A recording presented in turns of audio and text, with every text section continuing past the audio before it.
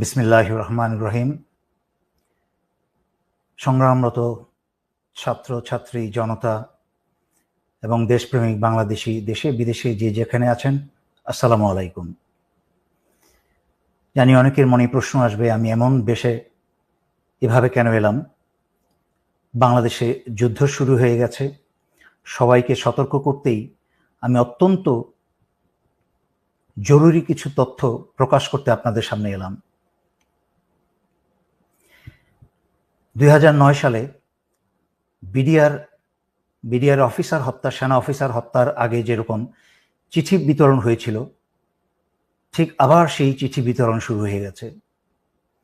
বিডিআরের সেনা হত্যার আগে সেনা হত্যায় যারা যারা জড়িত ছিল তাদের মাঝখানে সোহেল তাজ অন্যতম।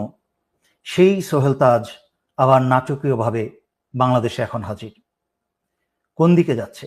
হঠাৎ করেই জামাত শিবিরকে চিঠি দিয়ে এই স্বৈরাচারী শেখ হাসিনা সরকার বাতিল করল। কোনোটাই কিন্তু বিচ্ছিন্ন ঘটনা নয়। সম্পূর্ণ বিচ্ছিন্ন ঘটনাকে একত্র করার দায়িত্ব আমরা কিছু লোক কাজ করে যাই। চিন্তা করে দেখুন, শুধু চিঠিটার সামান্য অংশ দেখাচ্ছি। চিঠিটা ইন্টারনেটে সব জায়গায় ছড়িয়ে বেড়াচ্ছে।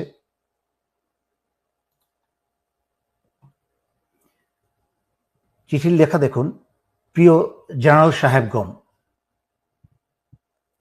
পরিবর্তনের ধ্বনি কি শুনতে পাচ্ছেন? সোজা চলে যাই।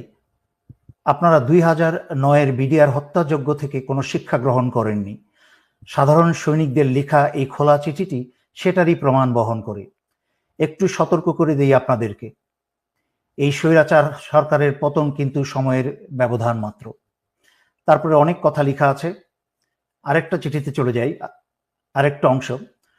কতটা নিচে নেমেছে সেনাবাহিনীর ভাবমূর্তি একবার চিন্তা করুন। কোথায় গেল সেই চেতনা ও মূল্যবোধ যা আপনারা আমাদের দিনরাত মুখস্থ করান? কোথায় গেল আপনাদের সেই চির উন্নত মমশির? শির বলতে আর কিছু অবশিষ্ট রেখেছেন? উন্নত না অনুন্নত সে কথা তো পরে।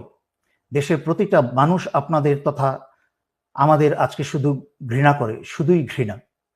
এখন দেখলাম পুলিশ, আর্মি আর র্যাবে কর্মরত সবার পরিবারের ঠিকানা সংগ্রহ করা হচ্ছে।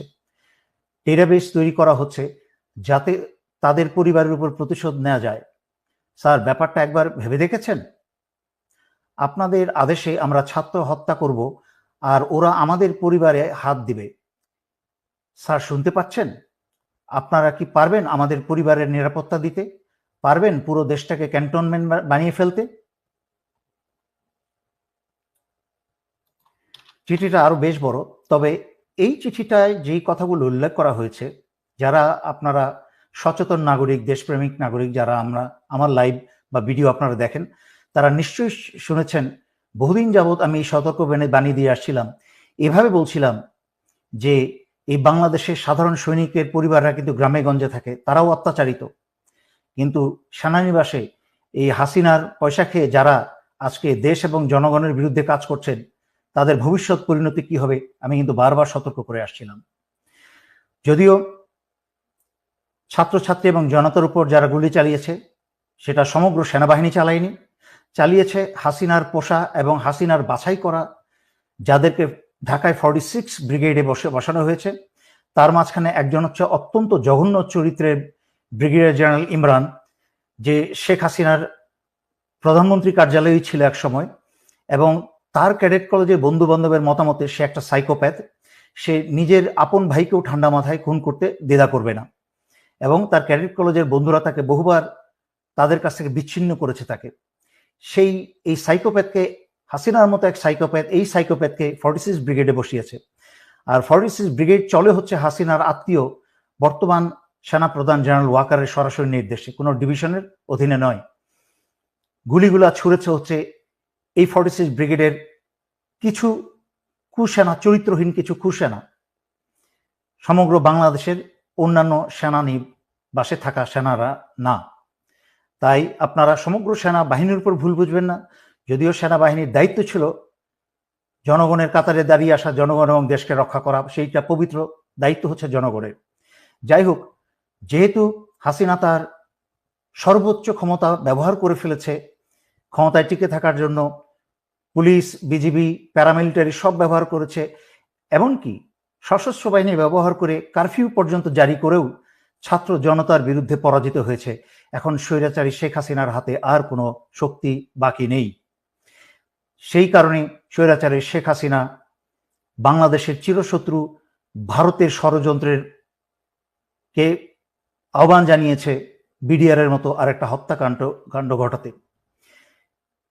বাংলাদেশ সেনাবাহিনীতে, সেনানিবাসে বা বিভিন্ন কোনো অর্গানাইজেশনে যদি এই ধরনের একটা হত্যাকাণ্ড চালানো যায়, তাহলে ভারতের পরিকল্পনা হচ্ছে বাংলাদেশকে প্রহরী শূন্য করা, বাংলাদেশের সার্বভৌমত্ব এবং স্বাধীনতা রক্ষা করার জন্য আর কোনো প্রহরী বাকি না থাকে।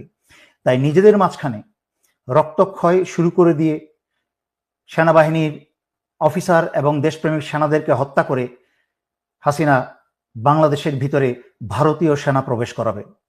তার উদাহরণ আপনারা দেখেছেন এবং শুনেছেন। স্বৈরাচারী শেখ হাসিনা ভারতের সাথে গোপনে বাংলাদেশের বুক চুরে রেল চলাচলের ব্যবস্থা করেছে।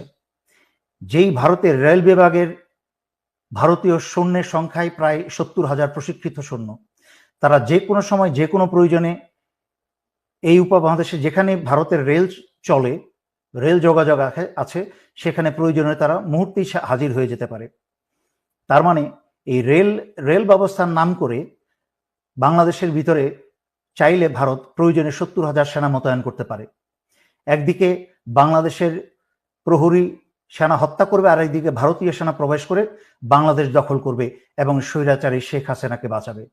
আর তার দায় দায়িত্ব সম্পূর্ণ চাপাবে হচ্ছে জামাত শিবিরের উপরে, এবং স্বৈরাচারী শেখ হাসিনা বলবে যে এই কাজ করে শুরু করেছে বাংলাদেশ সেনাবাহিনীর ভেতরে থাকা জামাতের লোকজন বা শিবিরের লোকজন, যা স্বৈরাচারী শেখ হাসিনার চোরপুত্র জয়ের মুখে থেকে আমরা বেশ কয়েকবার শুনেছি যে সেনাবাহিনীর ভিতরে জামাত শিবির আছে।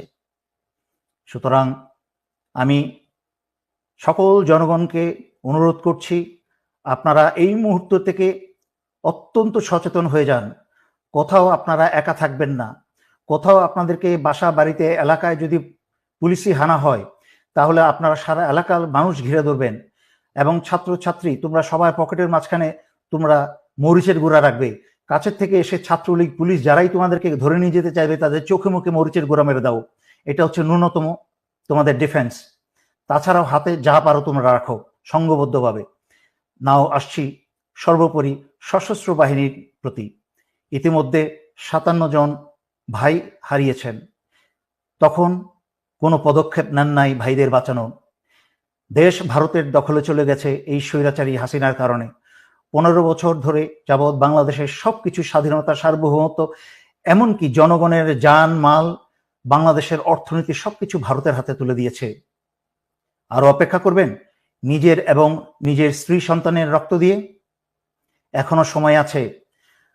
আজকে রাত্রে ভোরের অপেক্ষা না থেকেই আপনারা অস্ত্র হাতে জরুরি অবস্থা জারি করে সারা বাংলাদেশের ক্ষমতাবার হাতে তুলে নিন এবং ছাত্র আন্দোলনরত ছাত্র জনতার সাথে কাঁধে কাঁধ মিলিয়ে বাংলাদেশ রক্ষায় দাঁড়িয়ে যান। আমি বাংলা সংগ্রামরত, আন্দোলনরত ছাত্র ছাত্রী জনতা এবং দেশপ্রেমিক সশস্ত্র বাহিনীর পক্ষ থেকেই স্বৈরাচারী শেখ হাসিনার সরকারকে বহিষ্কার ঘোষণা করছি।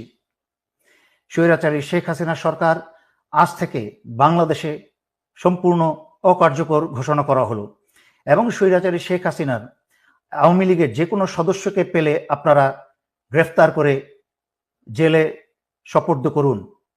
সশস্ত্র বাহিনী, দেশপ্রেমিক বিজিবি সকলের উদ্দেশ্যে আপনারা বিজিবির প্রতি সারা বাংলাদেশের সীমানা পাহারা দিন এবং সশস্ত্র বাহিনীর নিজ অন্যান্য দায়িত্বের পাশাপাশি দায়িত্ব সকল বিমানবন্দরগুলোকে দৃষ্টিতে আনুন এবং পাহারায় রাখুন, যেন আওয়ামী লীগের কেউ পালিয়ে যেতে না পারে।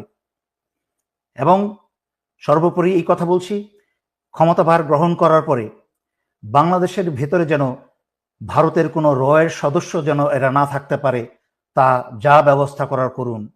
বাংলাদেশের মাটির ভিতরে, বাংলাদেশের সীমানার মধ্যে যেন যেখানেই রয়ের সদস্য পাবেন, এদেরকে আপনারা খতম করে দিন।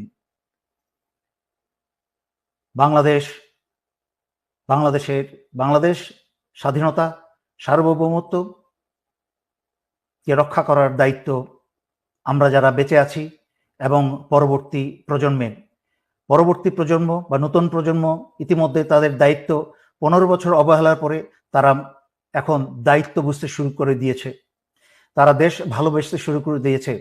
তাদের মাঝখানে আর মৃত্যুর ভয় নেই। তাদের মাঝখানে যখন মৃত্যুর ভয় চলে গেছে তখনই হয়েছে স্বৈরাচারী শেখ হাসিনার ক্ষয়। হাসিনাকে আর এক মুহূর্ত টিকতে দেওয়া যাবে না। যেখানেই পাবেন এদেরকে আপনারা গণধোলাই দিতে শুরু করেন। সশস্ত্র বাহিনী, আবারও বলছি শেষ কথা, জরুরি অবস্থা জারি করে বাঁচতে হলে, দেশকে বাঁচাতে হলে, জনগণকে বাঁচাতে হলে জরুরি অবস্থা জারি করে এখনই ক্ষমতা হাতে নিন। এই বলে আমি আজকের জন্য এখানেই শেষ করছি। ধন্যবাদ। আসসালামু আলাইকুম।